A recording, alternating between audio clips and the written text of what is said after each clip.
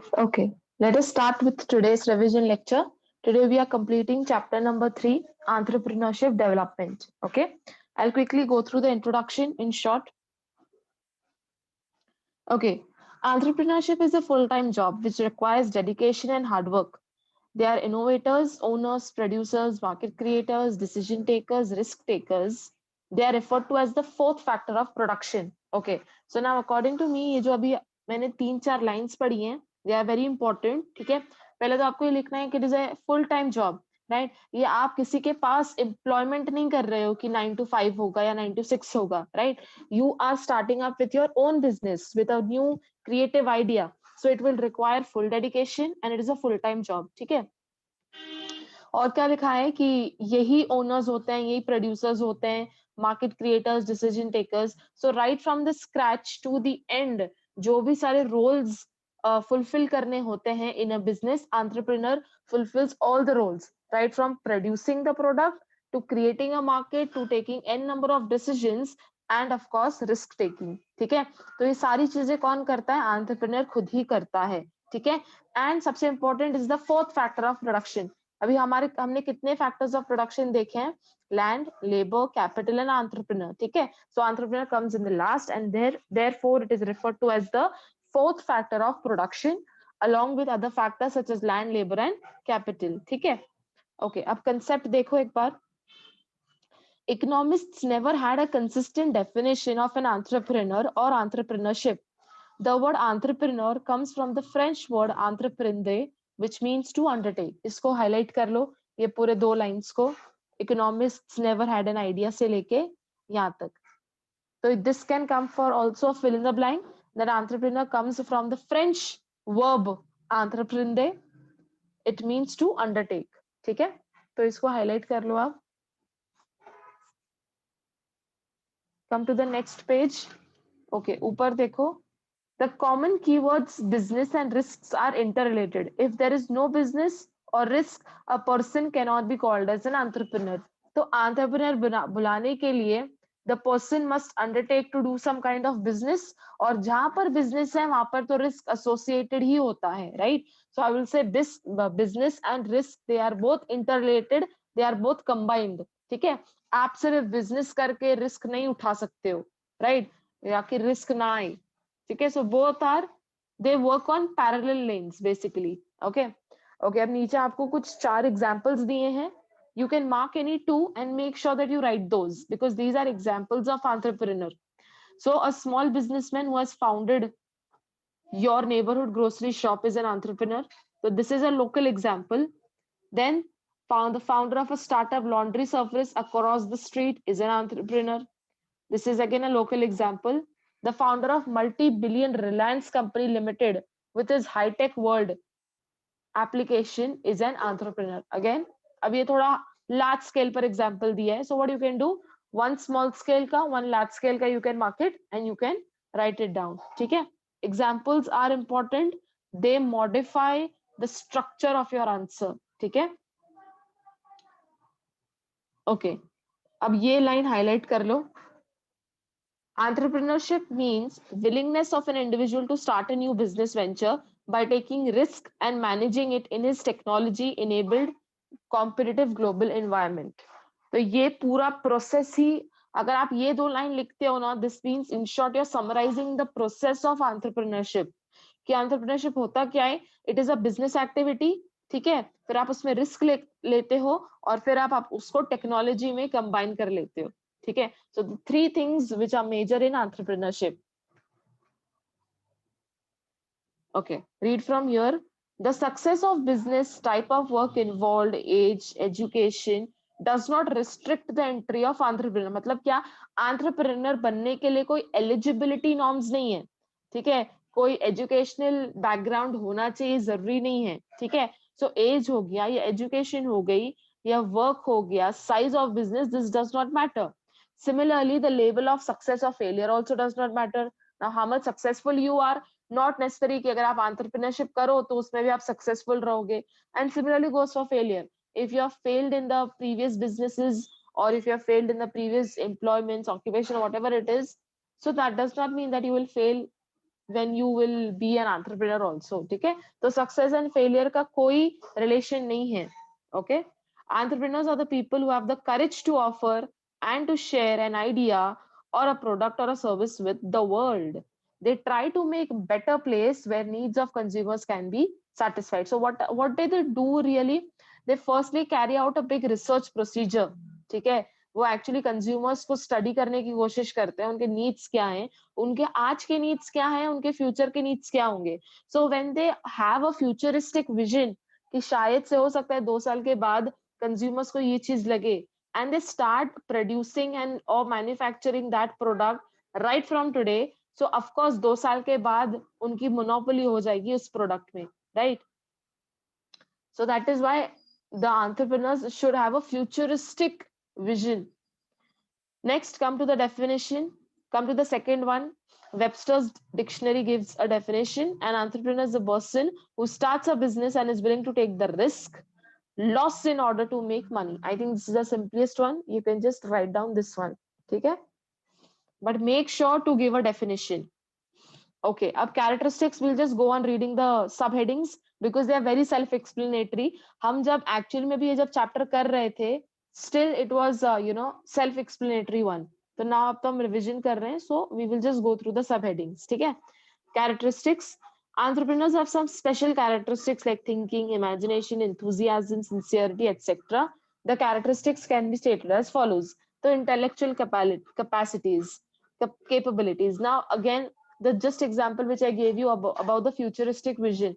आज से ही आप रिसर्च करोगे कि कल जाके क्या पसंद आएगा लोगों को. So what are you doing? Actually, you're studying. So studying के लिए you need intellectual capacity, you need that high level of IQ, right? If you have proper जो required capabilities हैं, that will also help you to take decisions, correct?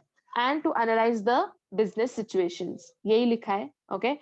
Second point, future vision. Just I gave you an example, 2 years वाला, कि अगर आज से आप optimistically future के बारे में सोचते हो, what will be the demands, needs, what will be the fashion at that time, what will be the trend. Okay, when you study the graph and you study the different trends, you become future oriented. ठीक है? So he should have the knowledge about the external environment. This will help him to take proper decisions. ये आप हर point में लिख सकते हो कि अगर उसके पास ये quality है तो वो उसको business decisions लेने में मदद होगी. ठीक है? Third one is hard work. I don't need to even talk about it because it's a business. आप किसी के पास employment नहीं कर रहे हो कि 9 to 5 में हो जाएगा. It is a 24/7 activity where you have to own, control and manage your own business. तो obviously hard working तो होने चाहिए, right? Technical knowledge. So now it is all about digital era.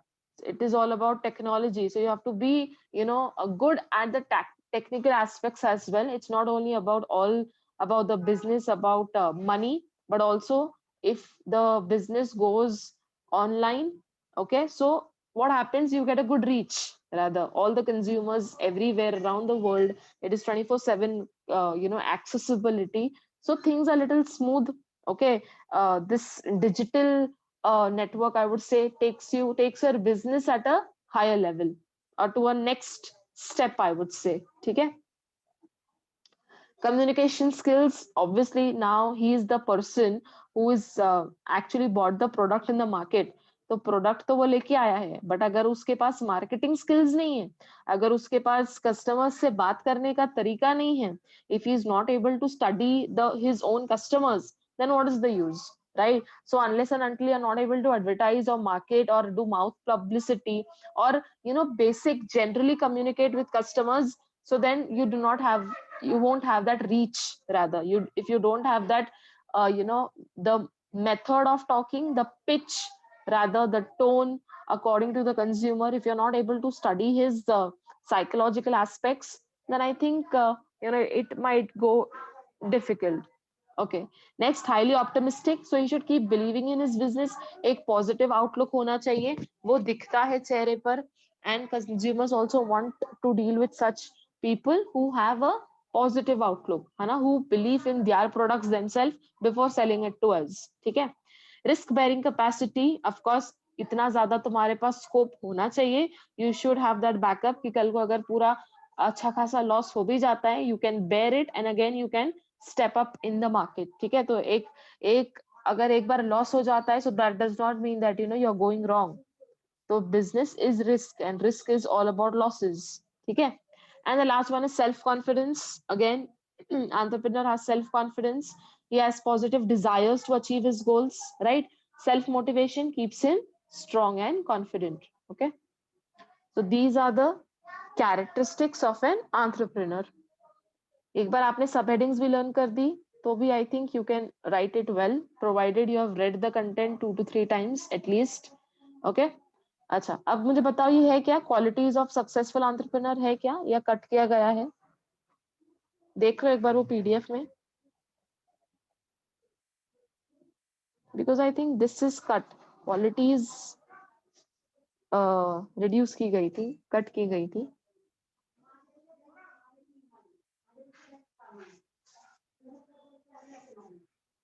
Okay, let us come to the functions of an entrepreneur.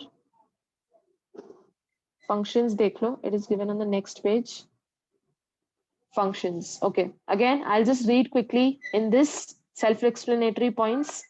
Okay, first one देखो, innovation.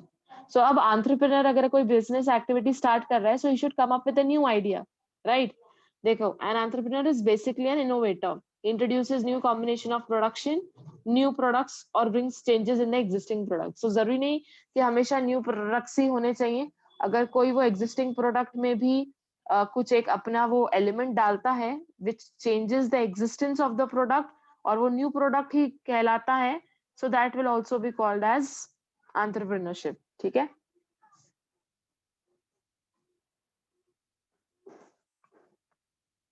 Okay. Next point is determination of objectives. So now he should have a clear aim, clear idea कि उसका objective क्या है, why is he starting with a business. So एक determination होना चाहिए. He should determine the aims and objectives. There may be difference between primary and secondary. He may change these objectives as per market situation. तो हो सकता है उसका primary business कुछ और हो, सेकेंडरी बिजनेस कुछ और हो, फिर कोई दूसरे सीजन में सेकेंडरी बिजनेस प्राइमरी बन जाए और प्राइमरी बिजनेस सेकेंडरी बन जाए, ठीक है। तो वो चेंज कर सकता है, there is flexibility. Development of market, the entrepreneur has to find different ways for marketing the product, right? He can conduct surveys and research when the markets are developed constantly. Okay, तो मतलब यहाँ पर development of market में क्या कह रहे हैं कि अगर मार्केट में टिके रहना है तो आपको रिसर्च बेस अच्छा करना पड़ेगा, it has to be strong, you have to conduct surveys, so on and so forth, okay. New technology, in a global world every day there is invention of new technology, example new machinery or advanced technology, scientific methods of production, etc. So basically you have to be updated कि market में अब क्या आया है, you have to have the knowledge of the new technology, you have to learn how to use that particular technology, ठीक है।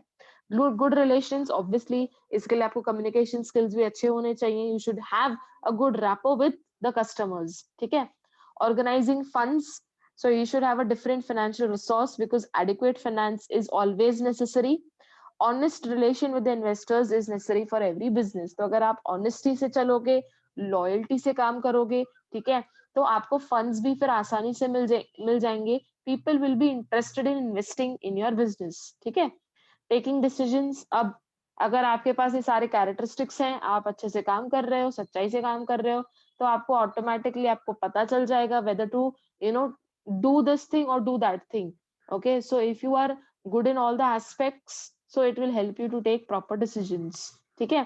You should always consider the pros and cons before taking any business decision, है ना। तो अच्छे से आप analyse करो, just because pros है उसके अंदर इसका ये मतलब नहीं कि डिसएडवांटेजेस नहीं होंगे, तो दोनों चीजों को अच्छे से एनालाइज करके फिर कोई आपको डिसीजन लेना चाहिए, ठीक है। तो we have studied now characteristics and we have completed functions. So make sure कि आपको डिफरेंस पता चल जाना चाहिए, ऐसा ना हो कि कैरेक्टरिस्टिक्स में आप फंक्शंस लिख दो, okay. Now we are studying characteristics of entrepreneurship. अभी हमने क्या पढ़ा था, characteristics of entrepreneur. Now we are studying characteristics of entrepreneurship. Again points are repeated, ठीक है। Again I am just reading the sub heading. First is innovation. Entrepreneurship होता क्या है? Entrepreneurship is that activity which the entrepreneur does basically, ठीक है। देखो, the following are the characteristics of entrepreneurship. First one, innovation. A new product arrives in the market, uses new production technology, discovers new sources of supply of raw material, opens a new market. है ना? अब देखो हर चीज में इन्होंने नया लिखा है, प्रोडक्ट भी नया, मार्केट भी नहीं, उसको मार्केट करने के तरीके भी नहीं. Okay, new market for a specific product. So entrepreneurship is an innovation, that is introduction of new combination of various factors of production. ठीक है, तो बेसिकली अगेन एंटरप्रेन्योरशिप में आपको हर वो चीज करनी है जो मार्केट में अब तक आई नहीं है, तभी जाके वो न्यू कहलाएगी. ठीक है. Next, economic activity. Of course entrepreneurship में आप बिजनेस कर रहे हो तो आप पैसों के लिए कर रहे हो, तो it is an economic activity, right? Social activity तो नहीं है ना, it is an economic activity. Okay. An entrepreneur produces a new product for the customers as per their needs. He feels the needs to satisfy their wants in exchange to earn a better livelihood. है ना? तो आप products and services तो बेच रहे हो consumers को, but in return में क्या ले रहे हो? You are earning money. ठीक है. So hence last में देखो entrepreneurship is an economic activity. Why? Because goods and services are exchanged in terms of money और money is worth. ठीक है, तो इसको हम इकोनॉमिक एक्टिविटी कहलाएंगे. कोई सोशल वर्क तो नहीं है ना, कोई चैरिटी वर्क तो नहीं है, it is a proper economic activity. Next, organization building. It is an activity where various factors have to be organized. मतलब क्या, एंटरप्रेन्योरशिप अगर सपोज आज मैं स्टार्ट करती हूँ, तो मुझे एक प्लेस लगेगी जहां पर मैं गुड्स एंड सर्विसेज को रखूंगी, फिर मुझे टाइम देना पड़ेगा, right, etcetera have to be considered to collect them under one roof for new production. ठीक है, तो एंटरप्रेन्योरशिप मतलब मैं घर बैठे बैठे नहीं कर सकती हूँ. I need a proper place, right?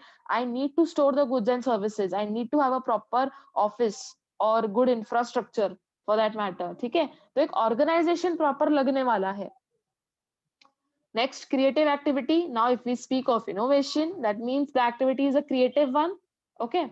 Point 5, managerial skills. A person who wants to be a successful entrepreneur should have more passion of doing something new than just earning profit. देखो, profit तो आप कमा लोगे, आप business कोई भी start करो, there is scope of profit. But अगर आप entrepreneur बन रहे हो and if you're carrying out entrepreneurship, तो आपका main objective ये होना चाहिए कि आप कुछ नई चीज कर रहे हो. ठीक है, so some innovation should be the main objective rather than just earning profit, because profit तो आपको कमाना ही है, that is an implied objective. ठीक है. Next, skillful management. The success of an entrepreneurship depends upon the management of organization with the professional management. Okay, तो देखो, now entrepreneur में the more expert you are or the more expert people you hire for those things will flow in a smooth manner. ठीक है, तो एक skilful management कहलाएगा. क्यों? क्योंकि हर चीज करने के लिए आपने एक एक्सपर्ट अपॉइंट किया है, या तो आप खुद ही एक्सपर्ट हो. ठीक है. रिस्क बेयरिंग, ये अभी हमने पढ़ा. Gap filling function. The most significant function of entrepreneurship is gap filling. It is the entrepreneur's job to fill the gap, to make the deficiencies which always exist in the knowledge about the production function. ठीक है, तो gap filling function speaks about the knowledge aspect. ठीक है, तो हमेशा देखो, एक gap filling तो हमेशा रहेगा, because always you are learning something new, always you are acquiring knowledge about some new things, about a new product, so on and so forth. ठीक है. So this is all about characteristics of entrepreneurship. Okay. Next is process of ED. Process of ED. तो ED में दो चीजें आती हैं, एक आती है ट्रेनिंग और एक आती है EDP. Okay. चलो quickly just we'll go through this also in very short rather. तो ट्रेनिंग में क्या है? First point, first one is training, right? Okay, look at the training part. Okay, the traditional school of thought had been thinking that entrepreneurs are born. है ना? तो training में आपको आप पहले तो ये चीज पढ़ोगे कि पहले तो ऐसे माना जाता था कि entrepreneurs are they are born and they are not made. But eventually, what do we understand from the training part? That if you take that proper training, if you take that proper, जो भी seminars होते हैं या जो भी workshops होते हैं, so that in fact turns you into an entrepreneur, right? So that means you are not born with those qualities, but eventually you acquire those qualities and those characteristics in yourself to become an entrepreneur. ठीक है. Okay, यहां से आप ये वाला paragraph से पढ़ो. Training is a scheme of instructions which is planned, systematic, consistent, pervasive and monitored to measure its effectiveness. It is an integral input of managerial development. Again, ये सारी चीजें आप सीख सकते हो, जरूरी नहीं कि you are always born an entrepreneur. You have to learn those things. You have to acquire that education. You have to acquire that, particular skill to become an entrepreneur. ठीक है? क्या लिखा है? It builds necessary skills of new entrepreneur. It imparts knowledge of marketing of goods, फिर production, फिर consumer education etcetera. तो training आपको ये तीनों चीजें सिखा देता है. मैं हाईलाइट कर रही हूँ कौन सी तीन चीजें. Knowledge of marketing goods, goods को कैसे एडवर्टाइज करना है, गुड्स का प्रोडक्शन कैसा होना चाहिए, और कंज्यूमर को आप कैसे स्टडी करोगे. सो consumers education, understanding what a consumer needs, demands, उनके प्रेफरेंसेस, टेस्ट, फैशन, ट्रेंड, ये कंज्यूमर को आप जब स्टडी करोगे तब आपको पता चलेगा. ठीक है? Okay, and you can write from here. The process of training helps an entrepreneur to accept the new technology, team spirit, standardization, reduces fatigue, minimizes accidents, etc. Now I'm just reading it because इसमें कोई explanation की जरूरत नहीं है. Some methods of training are lecture method, demonstration method, individual instructions, group instructions, meetings, conferences, seminars, etc. तो ये तरीके हैं ट्रेनिंग देने के. तो इसको भी आप कर सकते हो मार्क कि कौन से तरीके हैं. लेक्चर दे दो, या तो फिर आप उनको कुछ डेमो दे दो, इंस्ट्रक्शंस प्रोवाइड करो, मीटिंग्स होंगी, कॉन्फ्रेंसेस होंगे, सेमिनार्स होंगे. तो इन सब चीजों से these are the different methods of imparting training. ठीक है? सो जितना जितना मैंने मार्क किया है, make sure to highlight those points so that at least you are aware कि भाई इतना तो लिखना ही है. ठीक है? क्विकली एक बार ट्रेनिंग वापस से रीड कर लो. I will start with EDP.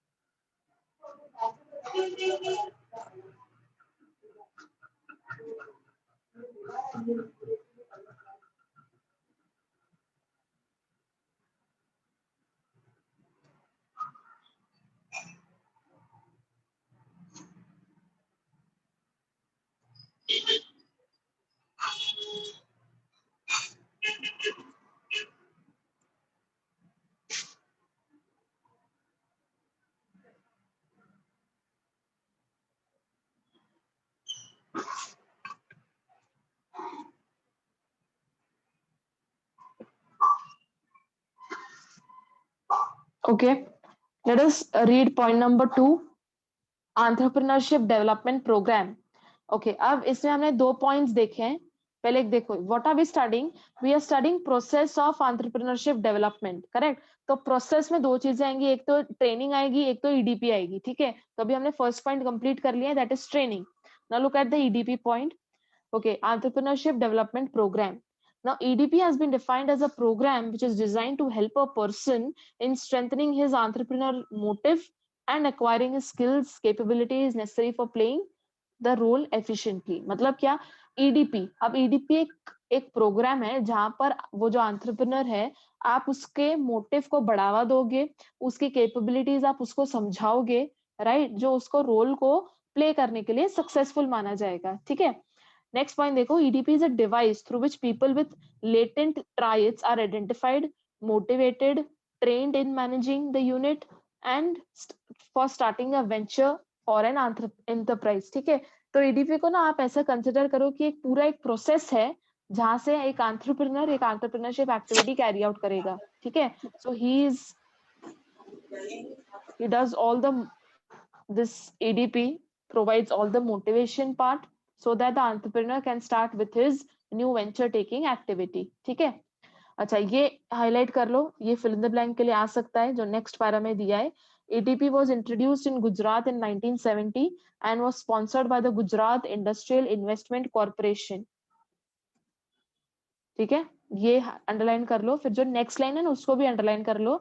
EDPs are based on Mecklen's experiments in Kakinad district of Andhra Pradesh, where businessmen were provided with motivation and training. तो ये पूरे तीन लाइन ही अंडरलाइन करो और इसको आपको लर्न करना पड़ेगा। ठीक है, फिल इन द ब्लैंक्स के लिए आ सकता है कुछ भी। पहली बार का इंट्रोड्यूस किया गया था गुजरात में 1970 में, और उसको स्पॉन्सर किसने किया था? यस यस, या उसको स्पॉन्सर किसने किया था? गुजरात इंडस्ट्रियल इन्वेस्टमेंट कॉर्पोरेशन ने। ठीक है, और वेयर इट वाज बेस्ड, वो एक्सपेरिमेंट आपको लिखना है, और कौन से डिस्ट्रिक्ट में? आंध्र प्रदेश में। ठीक है, so you can just highlight these 3 lines. This can come for objective और even for match the following for that matter. ठीक है,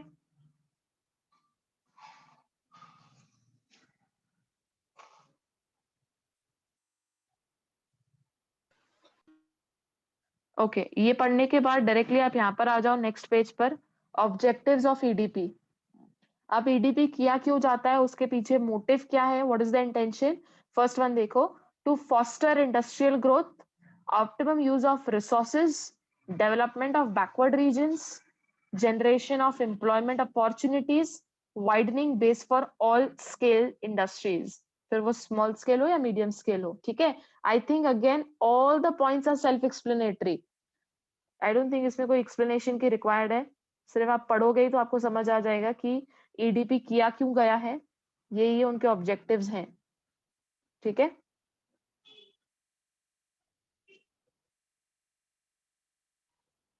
okay, I'm just taking a 2-minute gap and then we'll continue with this recent initiatives. ठीक है, just take a 2-minute gap.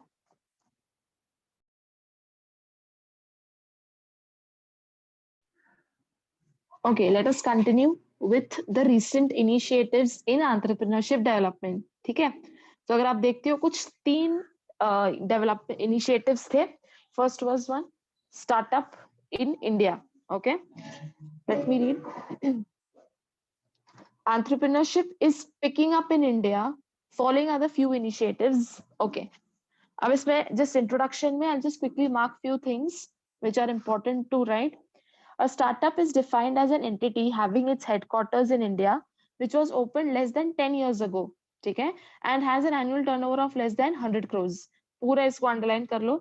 Headquarters in India, less than 10 years ago, and turnover of less than 100 crores. Okay. Under this initiative, government has already launched iMade program. इसको भी underline कर लो. To help Indian entrepreneurs to build 10 lakh mobile startup apps. ठीक है, the Mudra Bank scheme is an initiative by Indian government which aims to provide microfinance at low interest rate loans to entrepreneurs from low socio-economic backgrounds. ठीक है, तो ये bank का भी नाम underline कर लो। The Mudra Bank scheme is an initiative again by whom? By the Indian government which aims to provide so and so. ठीक है, low rate loans, micro finance, और किसको देंगे ये? लो सोशो इकोनॉमिक बैकग्राउंड वाले लोगों को। ठीक है, तो this entire paragraph you have to learn rather, because ये पूरा paragraph is objective based. Okay,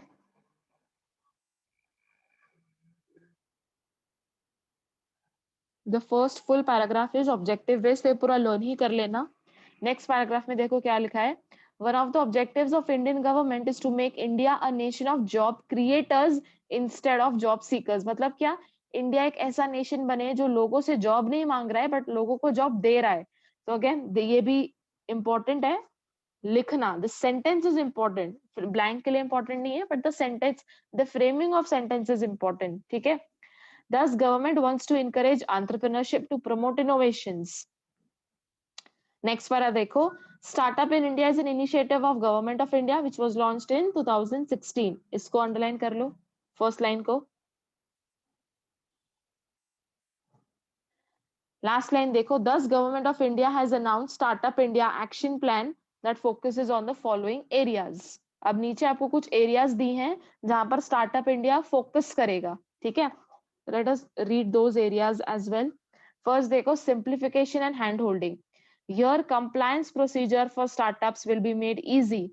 Similarly, if necessary, winding up will also be allowed on fast track. मतलब क्या, स्टार्टअप अगर किसी को स्टार्ट करना है तो उसका जो प्रोसीजर है रजिस्टर करने का, कंप्लायंस प्रोसीजर, उन सारी चीजों को इजी किया गया है. उसके साथ साथ अगर आपको स्टार्टअप को बंद करना है तो वाइंडिंग अप प्रोसीजर भी काफी इजी किया है और जल्दी से हो जाएगा. ठीक है, तो एक चीज यहाँ पर इन्होंने जो अच्छी कर ली है कि अगर आपको कुछ स्टार्ट करना है तो रजिस्ट्रेशन करने के लिए कोई लेंदी प्रोसीजर नहीं है. फटाफट रजिस्ट्रेशन हो जाएगा and you can start with your business. ठीक है. सेकंड देखो, funding support. Government will participate in this process indirectly as tax exemptions will be allowed in capital gain and income tax. है ना. तो यहाँ पर आपको गवर्नमेंट भी सपोर्ट कर रही है सो दैट आप अपने बिजनेस, जो आपके जो कोर एक्टिविटीज है उस पर कॉन्सेंट्रेट करो. ठीक है, क्योंकि वहां से भी आपको सब्सिडीज मिलेंगी या आपको कुछ डायरेक्ट बेनिफिट्स मिलेंगे इन टैक्सेशन. ठीक है. Next, industry academia partnership and incubation. Under this initiative, government is proposing to introduce startup fests. What is capital gain? अच्छा, अब देखो, when you invest, supposedly today I invest in share market. ठीक है, तो I will purchase shares.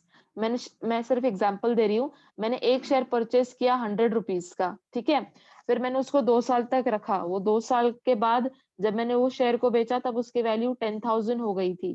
ठीक है, तो अब मेरे पास गेन कितना हुआ? What is the gain? 10,000 minus 100 rupees, जो भी आंसर आता है इसके ऊपर मुझे एक टैक्स देना पड़ेगा. ठीक है, क्योंकि this is I have earned from share market. तो शेयर मार्केट में जितना भी आप रियलाइज करते हो आफ्टर सेलिंग द शेयर, अभी मेरे को मिला कितना जब मैंने वो शेयर सेल किया 2 साल के बाद? 10,000. ठीक है, तो 10,000 minus 100 rupees, this is my profit. तो ये प्रॉफिट को आप गेन बोलते हो. ये गेन के ऊपर आपको टैक्स देना पड़ता है. ठीक है, तो ये पूरा का पूरा गेन आपको नहीं मिलेगा, इसमें से आपको कुछ टैक्स कट करके whatever amount is there that you will get. ठीक है, so that is called as capital gains. तो ये किस पर लगता है? ऑन शेयर्स और on other securities which you sell and you earn a profit. ठीक है. ओके, थर्ड पॉइंट हम क्या पढ़ रहे थे? हाँ, under this initiative government is proposing to introduce fests to provide pre incubation training, set up incubators, to launch innovation focus programs. तो यहाँ पर फेस्ट मतलब क्या रहते हैं? मैंने आपको लास्ट टाइम भी मैंने आपको एग्जांपल दिया था.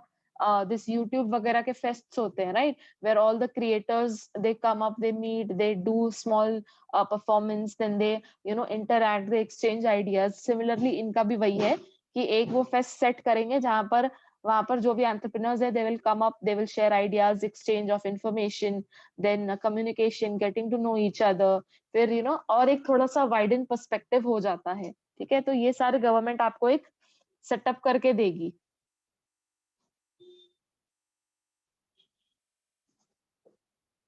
Okay, now following are the objectives of EDP under startup and stand up in India. Okay, अब ये objectives देखो, बस आपको read करने हैं. 10,000 crore startup funding pool, reduction in registration fees, improved bankruptcy code. I would say just learn any 5 to 6, है ना, क्योंकि ये इतना भी required नहीं है लिखना और ये थोड़ा technical हो जाता है, which is a little difficult.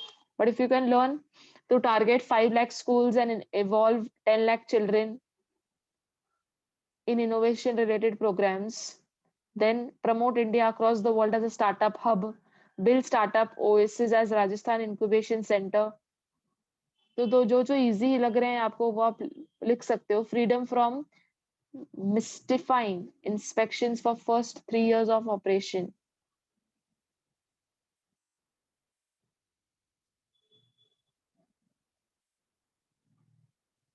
Freedom from capital gains tax for the first 3 years of operation. इसको आप मार्क कर लो, ये लिखना. Freedom from tax for first 3 years of operation. So it is not only tax but also capital gain tax. तो 3 साल तक आपको फ्रीडम है. ठीक है. Self glorification compliance. Okay, so you can just mark any 5 to 6 and make sure to learn those nicely, है ना, कि वो अब ये ना हो जाए, वो आप भूल मत जाना. So make sure to learn 5 to 6 points. ये किसके ऑब्जेक्टिव्स हैं? इसके, स्टार्टअप इंडिया के, ठीक है। नेक्स्ट देखो, next point, next initiative is stand up India. हमने क्या पढ़ा अभी? Startup, now we are studying stand up. Okay, देखो इसके objectives. The objective of stand up India scheme is to facilitate loans between 10 lakh rupees to 1 crore. कर लो इसको underline, फिर in the blanks के लिए आ सकता है। 10 lakh rupees to 1 crore to at least one SC or ST borrower and at least one woman borrower per bank branch for setting up a greenfield enterprise। तो कितना loan है और किसको दिया जाता है? SC ST एंड वुमेन को, ठीक है। In case of non-individual enterprise, at least 51% of shareholding should be held by either SC ST or women। इसको भी अंडरलाइन कर लो कि होल्डिंग 51% एटलीस्ट किसका होना चाहिए? इन तीनों में से। Correct correct, yes, then no tax deduction. क्यों? क्लियरली लिखा है ना, फ्रीडम है for first 3 years of operation. Okay,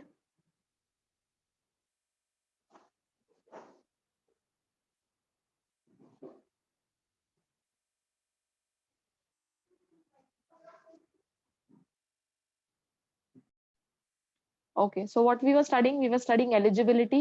देखो point 1, SC ST and women entrepreneurs above 18 years of age, इन तीनों में से ही लोन मिलेगा। इसके बाहर कोई है तो उसको लोन नहीं मिलेगा, ठीक है। Point 2, loans under this scheme are available only for green field project. Green field signifies the first time venture of the beneficiary. Okay, तो मतलब क्या? उन लोगों को ही मिलेगा who are doing the green field project. अभी क्या होता है? Green field signifies the first time venture, मतलब क्या? इनोवेशन जो आप पहली बार करने वाले हो, the first time venture of the beneficiary in the manufacturing और सर्विस और ट्रेडिंग सेक्टर, ठीक है। Something which is you are coming up for the first time, okay, and in case of non individual enterprise 51% of the shareholding, again repetitive है ये, ठीक है।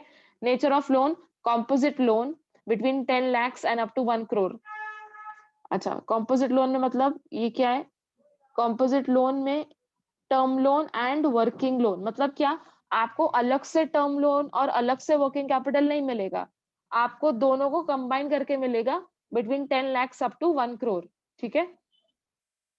So there is no individual limit set नहीं की है कि term loan के लिए इतना, वर्किंग कैपिटल के लिए इतना।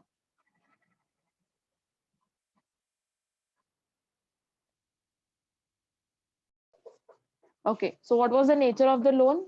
It was composite, that is term loan and working capital between this range, that is 10 lakh to 1 crore. That means term loans do not have a separate term limit, working capitals do not have a separate limit, they both are combined. So whatever loan you will get, you will get between 10 lakhs to 1 crore, you will not get two separate loans, ठीक है।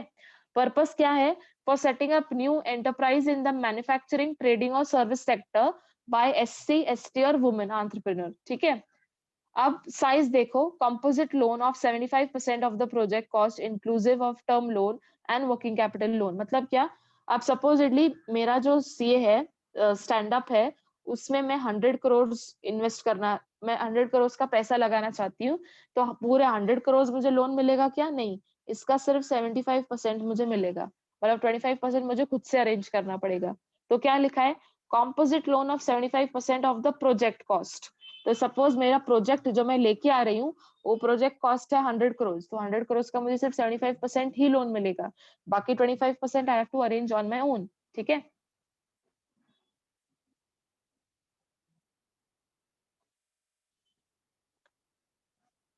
Next देखो, interest loan.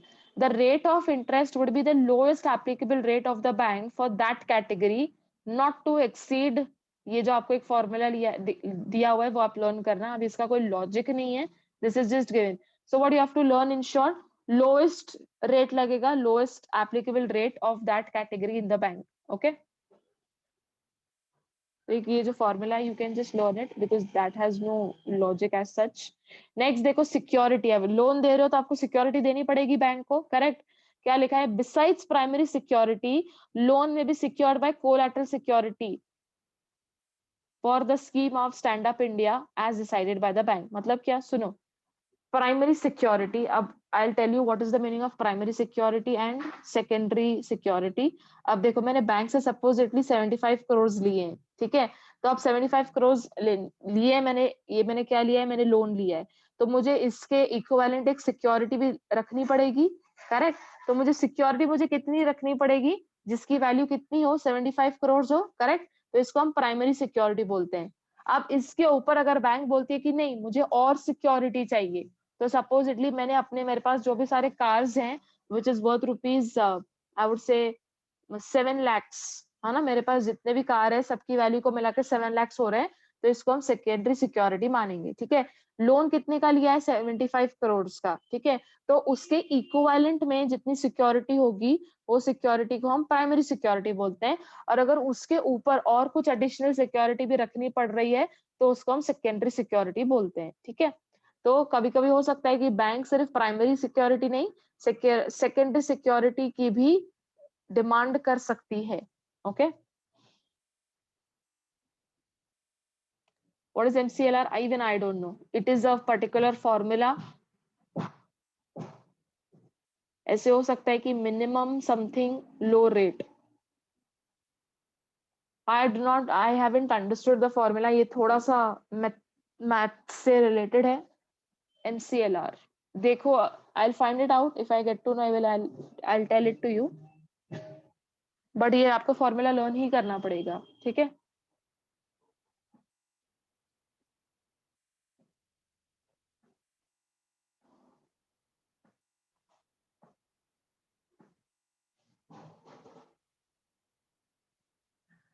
Repayment का देख लो, the loan is repayable in 7 years with a maximum moratorium period of 18 months, ठीक है। तो 7 years के बाद भी अगर आपका लोन रीपे नहीं हो रहा है तो उसके बाद आपको एडिशनल 18 मंथ दिए, 18 months दिए जाते हैं where you can repay the loan, ठीक है। बट मैक्सिमम ईयर्स कितने हैं, 7 years है, इसको अंडरलाइन कर लो। ये इतना टेक्निकल पूछेंगे भी नहीं, so do not worry about these technical parts. बाकी you can just read it because again formula based ही है, there is no as such explanation.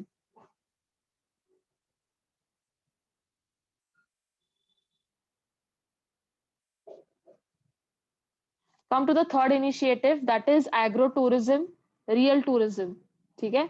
ये हमने last time भी देख लिया था, right, when we were studying this chapter. Let us quickly read the meaning. In an increasingly mechanized world, many people have lost touch with how their food is produced or how their region where it is originated. Agrotourism offers tourists a chance to reconnect with the land and provide hands-on experience with local foods. कर लो इसको mark, ये जो 3 line है इसको mark कर लो, ये introduction के लिए काम आएगा, okay? ये देखो, you can even write this. The small landholders are the most precious part of the state. This was quoted by Thomas Jefferson. Okay, come to agrotourism in Maharashtra. The state of Maharashtra is the pioneer state. Underline karo, pioneer state to develop and promote agrotourism in the country. Agrotourism or agrotourism is, as it is defined most broadly, involves any agricultural based operation or activity that brings visitors to a farm. Agrotourism is a form of niche tourism that is considered a growth industry in many parts of the world, including, ye underline kar lo, including India, Australia, Canada, US and Philippines. Fill in the blanks के लिए important है ये.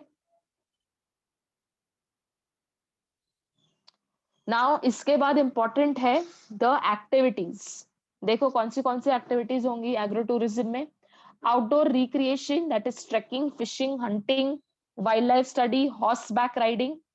Educational experiences, entertainment में harvest facilities like hurda party in Maharashtra, hospitality services and on farm direct sales, U pick operations और road side stands. मतलब क्या, farming करके sale करना, so this is on farm direct sales, ठीक है। तो ये सारी एक्टिविटीज भी इंक्लूडेड होती है एग्रो टूरिज्म में। Okay. Happy customers will definitely return. They also tell their friends and family about the farm. Farmers can add value to your guests' experiences by offering them refreshments. They can select products that complement what they produce on farm, such as milk, butter samples, fresh food, fresh fruit juice, etc. ठीक है, तो ये सारी activities हैं. And a fun element is also included, which will help uh, to grow and to promote agrotourism, and the customers which are happy, they will of course come back. Yes, exactly. No, but it is not a completely private industry. Full 100% full fledged तो नहीं है, ठीक है, और protests तो होने ही वाले हैं, फिर वो प्राइवेट इंडस्ट्री हो ना हो, ठीक है. Okay, the last one is entrepreneurs. Sorry, intrapreneur. Okay, अभी हमने entrepreneur पढ़ लिया है. Now let us see what is an intrapreneur. An intrapreneur is an employee who has the authority and support of his company to implement his own innovative ideas. This is a very, very different and unusual concept where he's working with someone, that is a company, and company is sponsoring funds or is supporting him to start with his own ideas. ठीक है, his idea or product may or may not be immediate revenue, he may not earn immediate revenue for the company, still the employee keeps receiving his salary. ये important है. तो यहाँ पर क्या हो रहा है ना, कि भले उसका आइडिया वर्क हो ना हो, उसको पैसे तो मिल रहे हैं. So there is a backup, right? कि कल को जाके अगर मेरा आइडिया नहीं भी वर्क होता है, so at least I'm receiving salary for the company, from the company. ठीक है. So the main difference between an intrapreneur and entrepreneur is that the latter takes the risk, while the entrepreneur does not have to invest any capital from his pocket. मतलब ये अगर मैं इंट्राप्रेनर की बात करती हूँ, एंटरप्रेन्योर की बात करती हूँ, तो उसको कैपिटल खुद से अरेंज करना पड़ेगा, रिस्क भी उसको खुद से पूरा लेना पड़ेगा. बट अगर मैं इंट्राप्रेन्योर की बात करती हूँ, उसको अपने जेब से कुछ भी पैसे इन्वेस्ट नहीं करने पड़ेंगे. क्यों? क्योंकि the company which he is working for that will invest in his innovative idea. ठीक है. The company provides infrastructure. Many large organizations have dedicated research and development departments where employees are encouraged to use their abilities. Such an idea, yes, paid up researcher, very perfect. यहाँ पर example लिखा भी होगा. हाँ, dedicated research and development departments where employees are encouraged to use their abilities. Such an idea or innovative product may fetch great profits. Kinetic India, Tata Motors, Infosys Technologies are some of such companies who encourage entrepreneurship. मतलब ऐसे लोग जो आपके company में काम कर रहे हैं, पर एक नए आइडिया के लिए. तो जो R&D डिपार्टमेंट्स होते हैं, the paid researchers, right, who are working for the company, but they are always looking for a new innovation, right? तो इसको हम इंट्राप्रेनर में इंक्लूड कर सकते हैं. ठीक है. I hope the concept of this is clear, that what is the difference between intrapreneur and entrepreneur. ये आपके एक 2 मार्क्स के क्वेश्चन के लिए आ सकता है, ये आपको क्वेश्चन पूछा जा सकता है. ठीक है, डिफरेंस बिटवीन द टू. तो आप ये एग्जांपल्स लर्न कर लेना, यहाँ पर जो दिए हैं, kinetic, Tata Motors and Infosys का. These are the companies who encourage intrapreneurship. ठीक है. So this is all about this chapter. The ones who have joined late, I'll send you all the link on the group. The first half आप कर लेना. ठीक है. चलो, now I'll see you all on next Sunday.